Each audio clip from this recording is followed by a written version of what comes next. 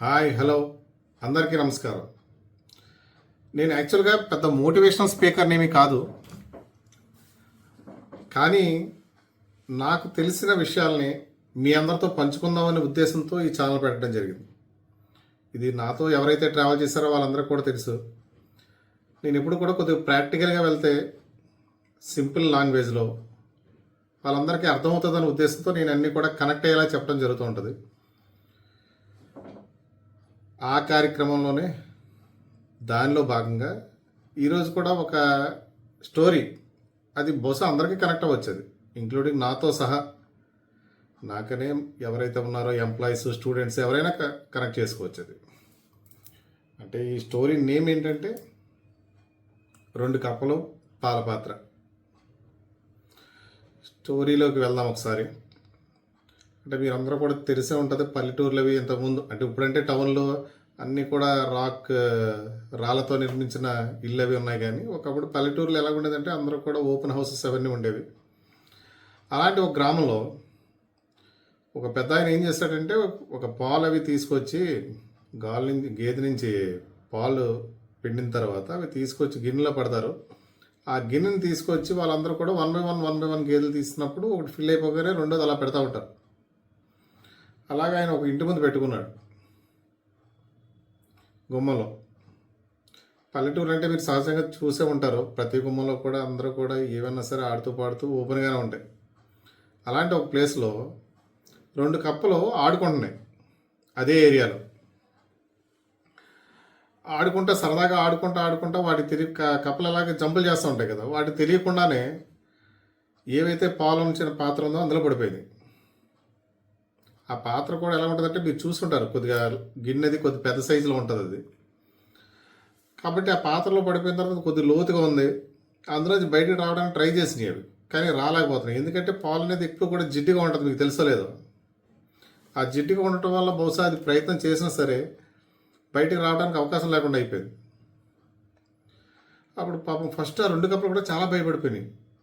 మరి ఇదేంటారు బాబు, మేము ఎంత ప్రయత్నం అసలు యాక్చువల్గా మేము ఎప్పుడు కూడా వాటర్లోనే ఉంటాం, అలాంటిది ఇక్కడ నేను ఎంత ప్రయత్నం చేసినా బైక్ రాలేకపోతున్నాను, ఏం చేయాలనేసి.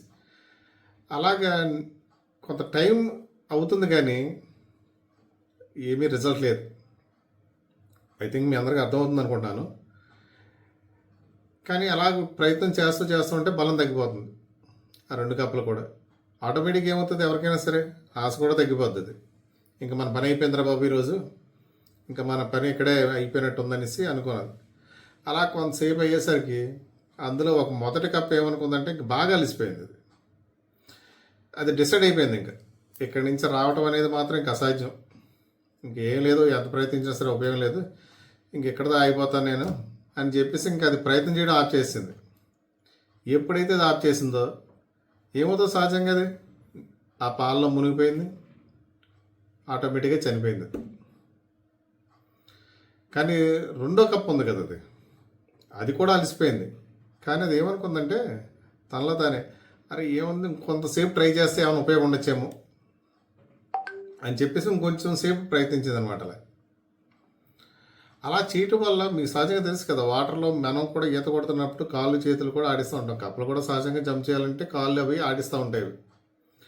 అలా పాలలో అలా కంటిన్యూగా అలాగా ఆ లెగ్స్ని, వాటిని చేతుల్ని అదే అలాగా కంటిన్యూ కదిలించడం వల్ల ఏమైందంటే కొంత టైంకి అనుకోకుండా తెలుసు కదా, మనం మజ్జిగైనా అది పెరుగుని చిలికిన తర్వాత వెన్న వచ్చినట్టుగా పాలు కూడా చిలుకుతూ ఉంటే అందులో కూడా వెన్న ఫామ్ అవుతుంది.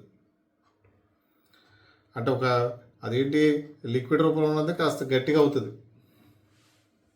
ఆటోమేటిక్గా దానికి ఒక ఆధారం దొరికింది, ఒకేసారి జంప్ చేసింది, బయటకు వచ్చింది, అది ప్రాణాలు నిలబెట్టుకుంది.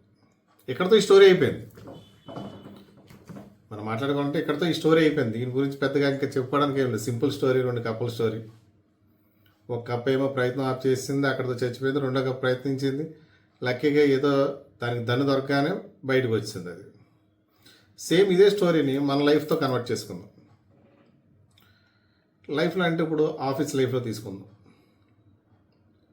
ఆఫీస్ లైఫ్ కూడా ఏంటంటే ఒక పాల పాత్రలాగా అనుకోవచ్చు.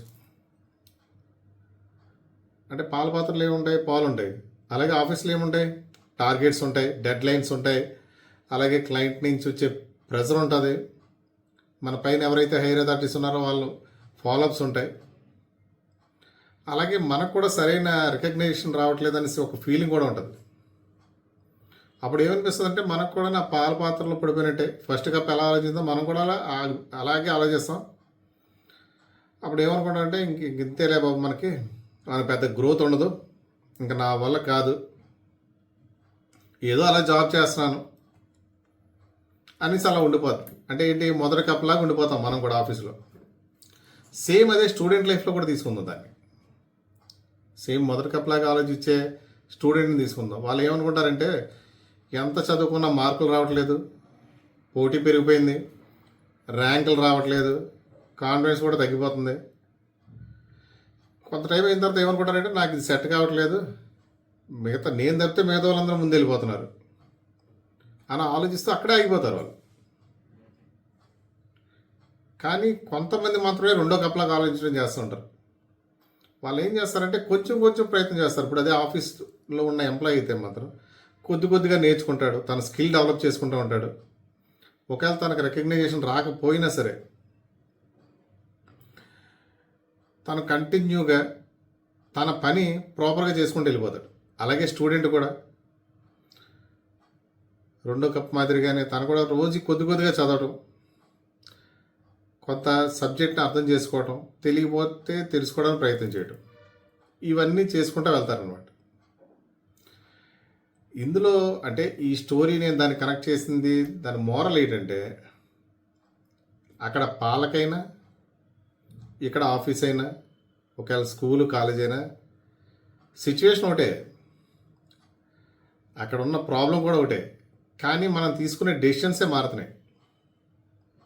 అంటే ఫస్ట్ కప్ ఏం చేసింది, అది ఆగిపోవటం వల్ల మునిగిపోయింది. అది ప్రయత్నం చేసింది కాబట్టి బయటపడిపోయింది.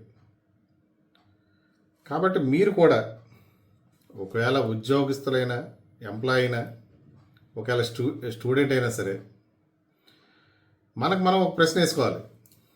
మనం ఒక ప్రశ్న వేసుకోవాలి. అదేంటో తెలుసా, నేను ఇంకా ప్రయత్నం చేస్తున్నానా లేదా,